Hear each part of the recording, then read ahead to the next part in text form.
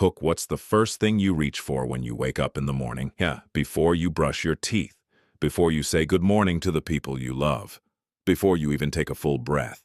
Is it your phone, a cigarette, a drink, a pill, or maybe it's something nobody can see?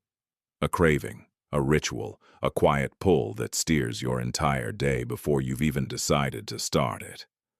If you felt something stir just now, if a name or an image flashed across your mind, I want you to stay with me, because this conversation is for you, not the version of you that makes excuses, the version of you that is exhausted from fighting alone.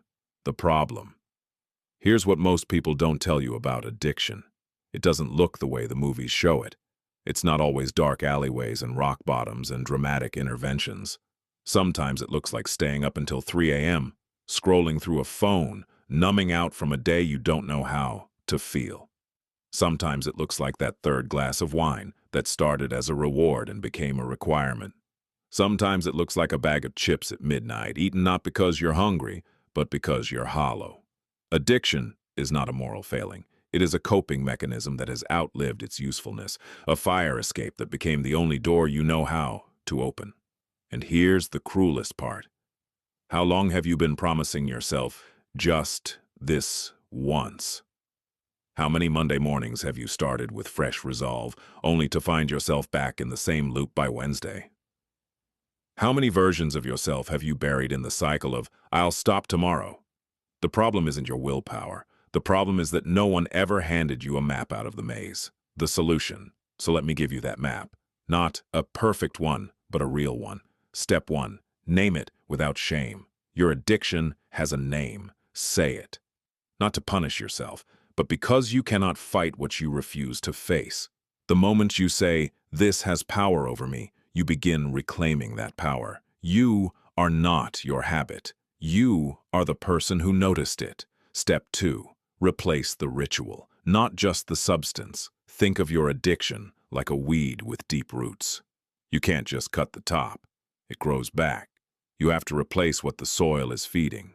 If stress drives you to scroll, find something else that calms the nervous system. A 10-minute walk, 5 slow breaths, a journal. Not because it's easy, but because the brain is a garden. It grows what you repeatedly plant. Step 3. Build friction, not willpower. Willpower is a muscle, and muscles tire. Instead of relying on it, make your addiction harder to reach and your recovery easier to choose. Delete the app. Pour the bottle out. Move the cigarettes to the other room. Every second of delay you introduce gives your better self time to show up. What if freedom wasn't about being stronger? What if it was about being smarter with your environment? Step 4. Tell one person. Secrecy is the oxygen that feeds addiction. The moment you bring it into the light, even to just one trusted person, it loses half its grip. Community is not weakness. Community is the oldest medicine we have. Step 5. Measure progress in hours, not years. You don't have to quit forever today. You just have to make a better choice in this next hour. And then, the next. Recovery is not a straight line. It is 1,000 small U-turns, each one a victory. Can I tell you what waits on the other side of this? Mornings where you wake up and the first thought is yours, not the cravings. Relationships that stop bleeding from the wounds your habit keeps reopening. A body that feels like home again. A mind that is sharp, present, and free enough to actually enjoy your own life. People who have walked through this say the same thing. They didn't just lose an addiction, they found themselves. The version of